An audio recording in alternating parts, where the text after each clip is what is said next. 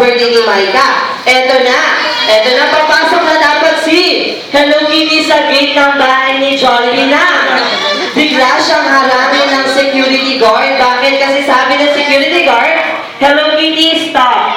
Sabi niya, Hello Kitty, bakit? Kasi wala ka ng bagay na to. Ano kaya itong kailangan ni security guard? Okay? It is a rectangular in shape. Meron siyang picture at pangalan. Alright, so okay.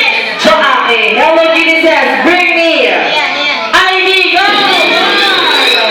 2, 3.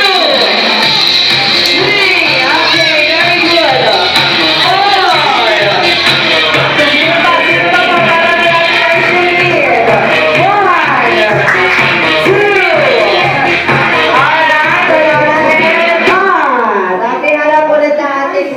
3. Alam ko na lahat.